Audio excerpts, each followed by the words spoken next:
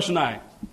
आणि एवढं मोठं घात असून सुद्धा आता सुद्धा मुख्यमंत्री आणि दुसरे उपमुख्यमंत्री आणि बाकी नेते अजून सुद्धा VSR कंपनीच्या माध्यमातून ट्रॅव्हल करतायत, विमानातून त्या ठिकाणी ते जात आहेत।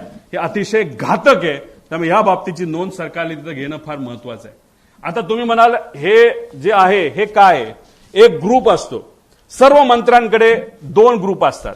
ते ग्रुपचं नाव ते वेगवेगळे ठेवू शकतात, पण एक साई एव्हिएशन नावाची कंपनी आहे, एरो नावाची कंपनी आहे। आता इथं मी GR तुम्हाला दिल्यानंतर तुम्हाला लागलं तर आम्ही तिथं देऊ। या कंपनीला अलोकेट केलेला 2 हँडलिंग कंपनी आहेत। मग या 2 कंपन्या खालचे जे ऑपरेटर आहेत VSR सारखे यांच्याशी संवाद साधून कुठलं विमान कधी अवेलेबल आहे, मंत्र्यांना कधी याबद्दलची माहिती त्या ठिकाणी ती दिली जाते। मग त्या ग्रुपमध्ये कोण असतं तर त्या मंत्र्यांचे सगळे PA, ऑफिशियल PA आणि जे कोणी प्रोग्राम बनवतात ते PA, ते अधिकारी त्या ग्रुपमध्ये असतात। आणि त्याच्याच बरोबर आपले जे संचालय आहे ह्याचं महाराष्ट्राचं विमानांचं तिथले ते डायरेक्टर आहेत, ऑफिशियल IAS अधिकारी नाही तर त्या लेवलचा एक अधिकारी त्या ग्रुपमध्ये असतो।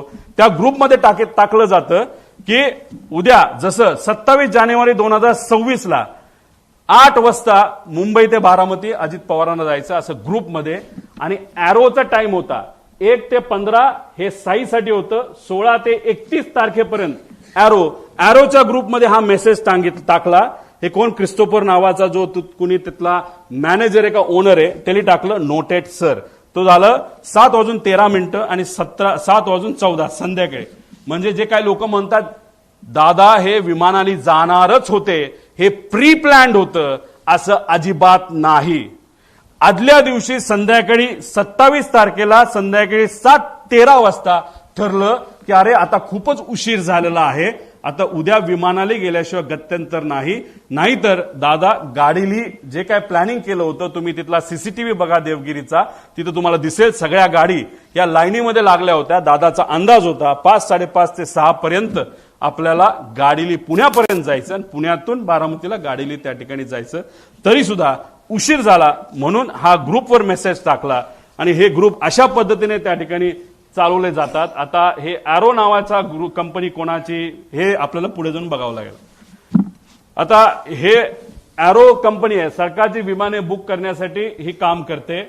ह्याचा जो हँडलर आहे आता तो कोण आहे आपल्याला शोधावा लागणार आहे, त्याचं फार वजन आहे एअरपोर्टवर, तो म्हणेल तसं तिथं काम केलं जातं असं माझं मत आहे। ही कंपनी कोणाची आपल्याला बघायला, एक कंपनीचा डायरेक्टर जो आहे तो पतंजली कंपनीमध्ये सुद्धा डायरेक्टर असं आम्हाला कळालं, पण आम्ही खूप खोलात गेलो असं नाही।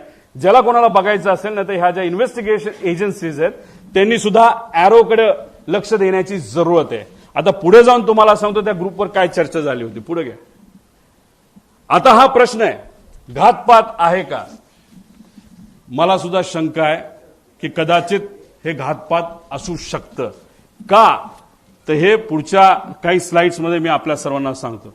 आता याच्यामध्ये आम्ही जेव्हा हा रिसर्च करत होतो, चर्चा करत होतो, ते एक सिक्युरिटी एरियामध्ये काम केलेला व्यक्ती माजी अधिकारी तो माझ्याकडे आला। त्याने मला सांगितलं तुला इस्रायल माहितीये का?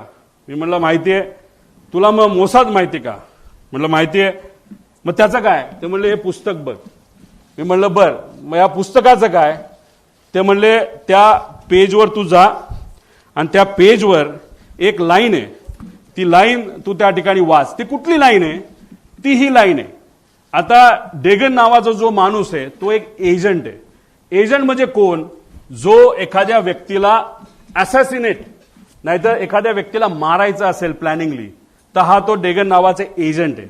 त्याचं सगळ्यात उत्कृष्ट पद्धत मारायची काय असते त्या डेगन नावाच्या या पुस्तकात दिलेलं आहे की sometimes it's most effective to kill the driver and that's that.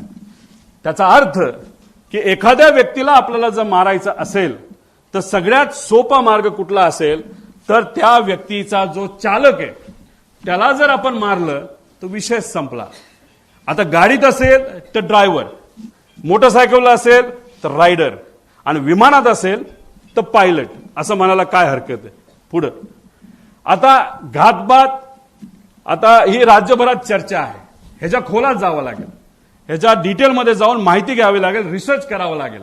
पण माझा काका गेलाय, आमचा दादा गेलाय, महाराष्ट्राचा एक फार मोठा नेता गेलेला आहे, तर ही घटना लाईटली घेऊन चालणार नाही. एखादी गोष्ट इकडे तिकडे झाली, आपण इकडे गेलो तिकडे गेलो, कुणी काय केलं, ह्यानी काय होणार नाही. आम्हाला जोपर्यंत ह्याची उत्तरं मिळत नाही तोपर्यंत आम्ही शांत बसणार नाही. आता ह्याच्यामध्ये आदल्या दिवशी 27 जानेवारीला रोजच्या वेळेपत्रानुसार दादा संध्याकाळी म्हणजे जेव्हा कॅबिनेटच्या बैठका झाल्या, दादा म्हणाले होते अधिकाऱ्यांना की 4-5 तास मी माझी कामं करेल. काही अधिकारी मला माझ्या पार्टीतले काही अधिकारी भेटणार आहे आणि काही नेते भेटणार आहेत आणि काही कर्मचारी भेटणार आहेत, त्यांच्याशी मी चर्चा करेल आणि मग मी मुंबईला जाईल, असा दादांचा त्याच्यामध्ये त्या ठिकाणी अंदाज होता. ताफा सुद्धा लागला होता. एक फार मोठे नेते दादांना भेटण्यासाठी येणार होते, ते वेळेत येणार होते, पण उशीर झाला. ते उशिरा आल्यामुळे आणि चर्चा उशीरपर्यंत सुरू राहिल्यामुळे दादांचा वेळ त्याच्यामध्ये गेला आणि 5-5:30ला जे दादा गाडीने जाणार होते ते गाडीने जाऊ शकले नाही. त्यांना पर्याय राहिला नाही, त्यांना विमान बुक करावं लागलं आणि म्हणून 7:13 म्हणजे संध्याकाळी